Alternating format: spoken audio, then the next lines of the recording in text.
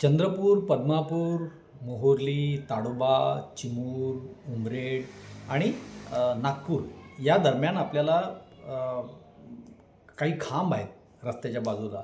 ते खांब पाहायला मिळतात. यात काही 35च्या जवळजवळ जास्त काही दगडाचे खांब आहेत आणि पुढे 9-10 हे आपल्याला म्हणजे विटांचे खांब आपल्याला पाहायला मिळतात. उमरेडला पण काही खांब आपल्याला पाहायला मिळतात. यातील शेकडो खांब पडलेले आहेत. परंतु या खांबांचा जो उपयोग आहे ते कोणी कोणी केला असेल आणि हे खांब कोणी बांधले असेल याच्यावरती अनेकदा चुकीच्या चर्चा याच्यावरती होतात आणि चुकीची माहिती याच्यामध्ये आलेली आहे. म्हणजे ताडोबाच्या जेवढ्या काही वेबसाईट्स आहेत त्याच्यावरती हे गोंड राजांनी बांधलेले पिल्लर्स आहे असं म्हटलं जातं. तर ते गॅझेटियर निघालेलं आहे मागच्या 2 वर्षापूर्वी. या गॅझेटियरमध्ये हे इंग्रजांनी बांधलेलं आहे असं म्हटलेलं आहे. माझा याच्यावरती शंका होती म्हणून मी मागच्या वर्षीपासून याच्यावरती अभ्यास केला आणि त्या अभ्यासाअंती हे लक्षात आलं की चंद्रपूरवरती सर्वात आधी जे राज्य होते इथले ते सुलतान राज्य होतं इथे. त्याच्यानंतर मग इथे गोंड राजे आले, त्यांचं राज्य होतं. त्याच्यानंतर भोसले आले आणि मग इंग्रज आले. एवढं राज्य होतं, पण तरी प्रत्येक याच्यामध्ये गोंड राजांनीच आपलं राज्य इथे केलेलं आहे. फक्त ते त्यांच्यासोबत काम करत असे. आणि आता आपण या पिल्लरचा जर हिशोब करतो जेव्हा आपण, तर आपल्या लक्षात येतं की आपण ब्रिटिशांनी हे पिल्लर्स बांधले असं म्हणतो आहे. तर ब्रिटिशांनी देशात कुठेही असे पिल्लर्स बांधलेले नाही आहे.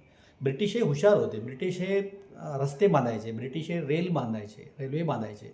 ते अशा प्रकारचे जुने प्राचीन पिल्लर्स कधीच बांधत नसे. विशेषतः ब्रिटिशांचं वैशिष्ट्य असं होतं की ते ब्रिटिश कधीही दगडाचाच उपयोग करत असे. संपूर्ण देशभर त्यांनी कधीही विटांचा उपयोग कुठेही पिल्लरसाठी नाही, बिल्डिंगसाठी केलेला नाही आहे.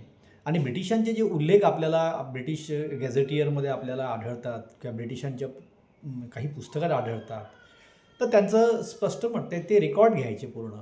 पैसे किती लागले कुठल्या पिल्लर्सला, समजा पिल्लर्स असेल बिल्डिंग असेल, रस्ते असेल, आणि त्याचे बिल ते ठेवायचे. आणि इवन महालला जे विटांचं बांधकाम त्यांनी केलं आहे, तर ब्रिटिशांनी या भोसलेंची टीका केली आहे की भोसले हे विटांचं बांधकाम करायचे म्हणून. त्याच्यामुळे ब्रिटिशांनी हे काम केलेलं नाही. ब्रिटिशांनी ब्रह्मपुरीकडून हे रस्ते बांधले आणि वरोरा जामकडून रस्ते बांधले. हे 2च रस्ते ब्रिटिशांचे होते. आणि फक्त त्यांनी ताडोबापर्यंत जायला, ताडोबा तलावाजवळ त्यांनी तिथे एक रेस्ट हाऊस त्यांनी बांधलं, ब्रिटिशांनी बांधलं आणि थोडी दुरुस्ती त्या तलावाची त्यांनी केली. इतकंच काम त्यांचं आहे. पिल्लर्स त्यांची बांधलेलं नाही आहे.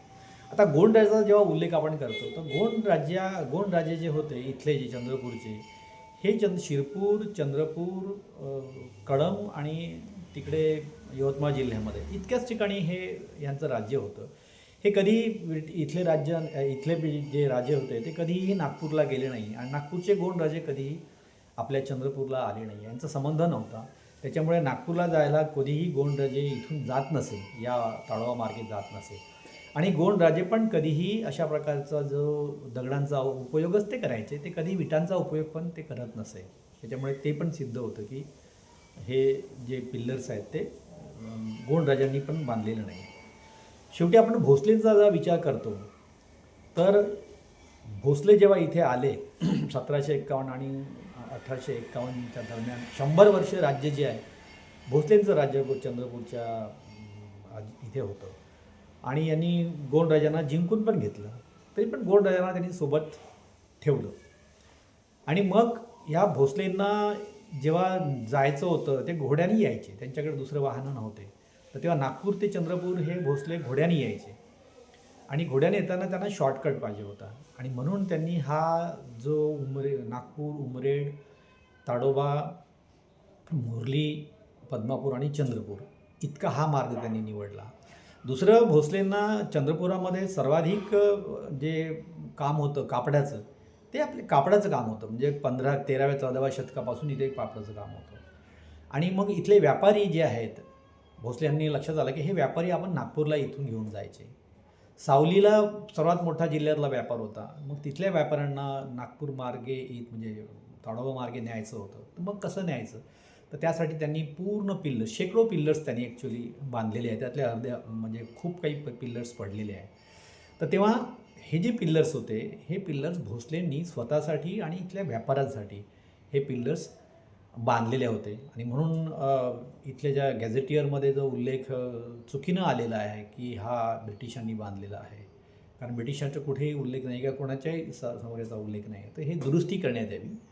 आणि भोसले जे 100 वर्ष इथं राज्य केलं त्यांचा इतिहास पण लोकांना कळावा.